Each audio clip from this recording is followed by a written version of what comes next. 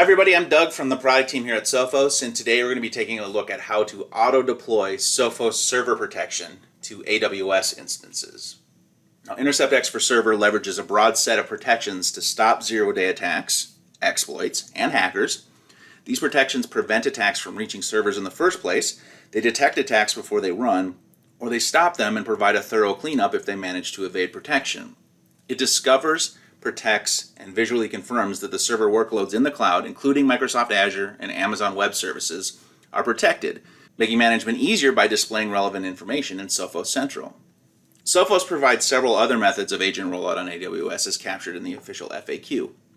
To further simplify mass rollout and automatic deployment of agents without requiring redeployment of workloads, let's look at how to automatically deploy Intercept X for Server agents to all EC2 instances in a given AWS account.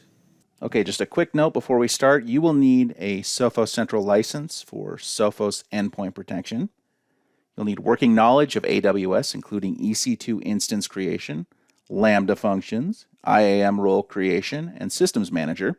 Systems Manager should be configured and be managing your EC2 instances. And please note that EC2 instances require SSM permissions to interact and exchange information with SSM. So first, let's walk through how the solution works. Whenever an EC2 instance state changes from stopped to running, as determined through monitoring with CloudWatch, the Lambda function built in Python gets executed. This function then checks the instance state in SSM to determine if a Sophos agent is present in the workload, and if not, will automatically deploy a Sophos server agent to the EC2 instance through the AWS SSM agent in the workload using the Sophos provided SSM documents. So the following deployment steps are also documented in our Sophos community article that we link to in the description of this video. So if you want, you can use this article to follow along as we set up the infrastructure for this solution. So starting with step 1, let's create the EC2 Iim role. But please note that if your instances are already managed by SSM, you can skip this section and jump ahead to the next step. And note too that the following steps assume that your EC2 instances currently do not have a role assigned. If they do, make sure to append the existing instance role with the Amazon EC2 role for SSM policy instead of replacing the current role on the instance.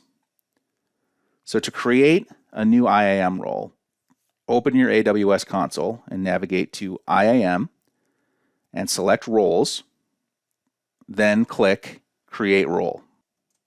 Select AWS Service and select EC2 from the Common Use Cases section. Click Next Permissions. Now you can attach permissions to your Iim role. Search for SSM in the Policy Filter field and select the Amazon EC2 role for SSM policy.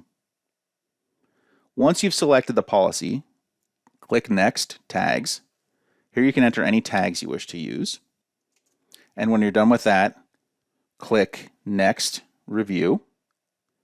Enter a role name and a role description in the respective fields, then review the role policies to ensure the correct permissions have been applied.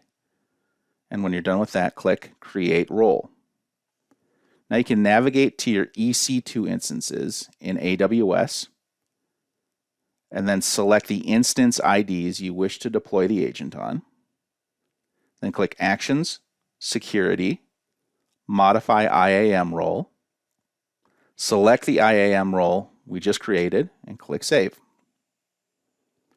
Next, in step 2, we'll need to locate the installer URL and modify the SSM documents.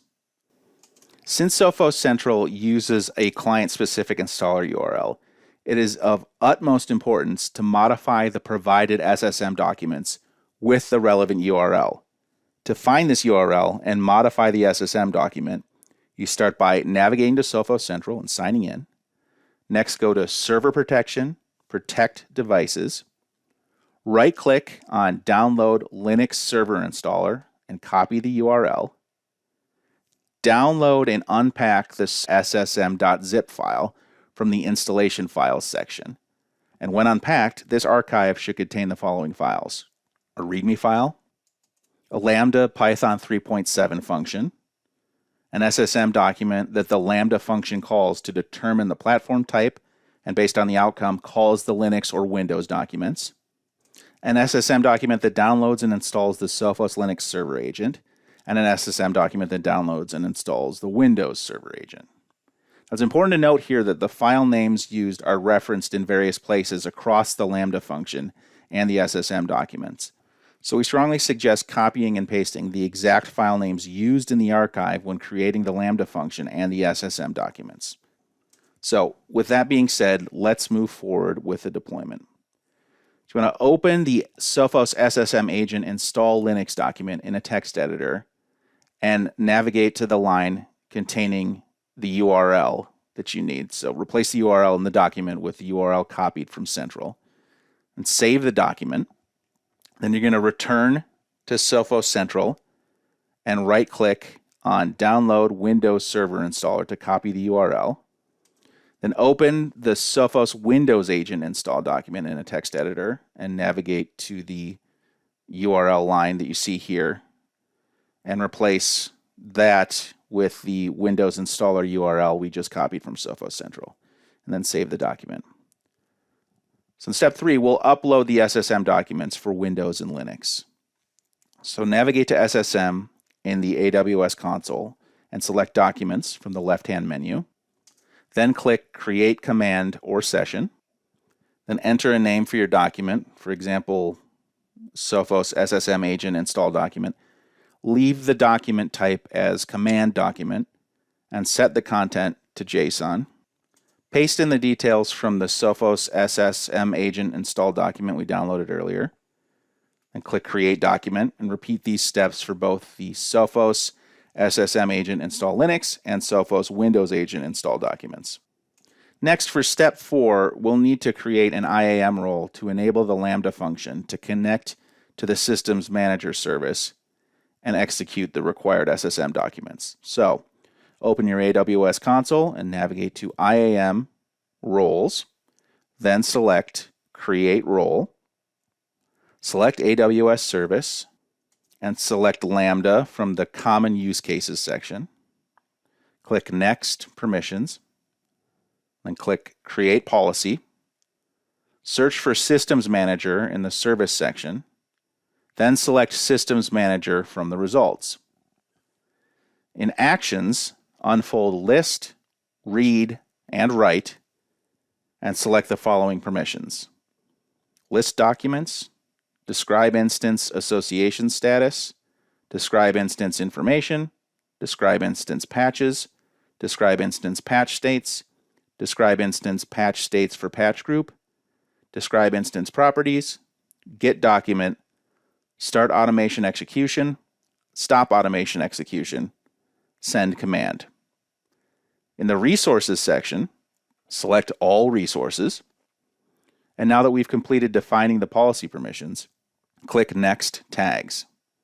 Here you can enter any tags you wish to use. And once you're done with that, click Next Review. Provide a name and a description for the policy in the respective fields. Review the policy's permission, and then click Create Policy. Then we're going to return to the Iim Role Creation tab and search for the name of the policy we just created and select it. Next, make sure to also search for the AWS Managed Policy AWS Lambda Basic Execution Role and select that one too. Then click Next Tags. Here you can enter any tags you wish to use, and then click Next Review. Enter a role name and a role description in the respective fields. Then review the role policies to ensure the correct permissions have been applied, and click Create Role to complete this task. Okay, so with that taken care of, let's look at creating the Lambda function in step 5. So you're going to navigate to AWS Lambda in your AWS console and click Create Function. Select Author the function from scratch and enter the basic information for the function. This includes an identifiable function name. Select Python 3.7 from the Runtime drop-down menu. Then click on the drop-down menu for Change Default Execution Role and choose the option for selecting an existing role. Now we'll want to go ahead and select the policy we created earlier as the Iim role for the Lambda service. So click Create Function to complete the function creation. And with that, we've made it to step 6. So let's configure the Lambda function using the files created by unpacking the archive we downloaded earlier. So right-click Pi from the left-hand menu in the Code Source window and click Open. Copy the contents of the Lambda function script from the Python script we downloaded in step 2 and paste it into the window. Ensure that the document name in the Run the Command with SSM section matches the document name you uploaded in SSM. Then click Deploy. This essentially functions as a save option. Just make sure not to forget doing this, as you'll lose all your edits if you don't. Then we're going to navigate to the Configuration tab, click Edit, and enter a description of the function configuration and select the role we created for the Lambda service as the execution role. And then finally click Save to finish creating the function. So with the function done, let's move on to step 7 and configure the function trigger. Now, triggers determine the conditions that cause the Lambda to execute a function, which will need to make sure the function is started whenever the instance state changes. So to do that, we'll start by clicking Add Trigger, select Event Bridge, CloudWatch Events, select Create a New Rule, enter a rule name and description, change the rule type to Event Pattern, select EC2 from the first drop-down menu, and make sure to select EC2 Instance State Change Notification from the second drop-down menu. Next, select Detail, followed by State, and from the next drop-down menu, select Running. By the way, if you want, you can specify which instances this trigger will apply to by clicking Instances and adding the instance IDs of the EC2 instances you wish to apply this function on. This will make sure the function only runs when the states of the specified instances change. So click Add to complete the trigger setup. And that brings us to the final step. We're almost home. Step 8. And all that's left to do is some testing and verification. So to do this, we'll need to recreate the trigger circumstances and monitor the environment to make sure the desired action, which is the Sophos agent installation, takes place. We can do this either by creating a new EC2 instance or starting one that was previously stopped and doesn't have the Sophos Server Protection agent installed on it yet. If you choose to create a new instance, make sure to select the instance Iim Role for SSM we created at the start of this video. So once the instance is running, we can check if the function triggered successfully by navigating to Lambda in AWS, selecting the Lambda function we created earlier, and then clicking on the Monitor tab. Here, select Metrics to check for invocation of the functions and the success or error rate associated with this action. To troubleshoot further, click View Logs in CloudWatch, and in the Recent Invocations window, you will see the logs for any time the function is called. You can view more details by clicking on the link for the log. And assuming the function was executed successfully, the server running in AWS should now be successfully added into the Sophos Central Console under Server Protection.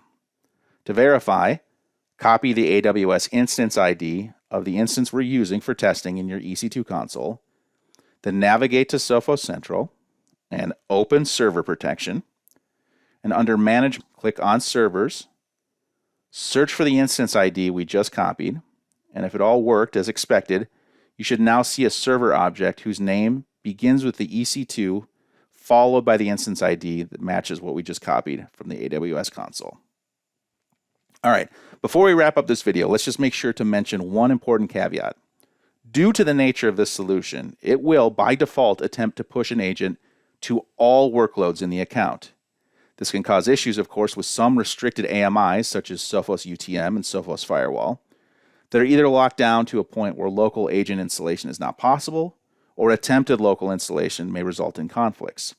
This can be addressed by modifying the provided code or instructions, or by moving these workloads to a different account. If you need any assistance with applying these instructions to an environment where the agent rollout to all workloads is not desirable, contact your Sophos account representative or reach out to us at publiccloud@sophos.com. That's our video for today. Hope you found this useful.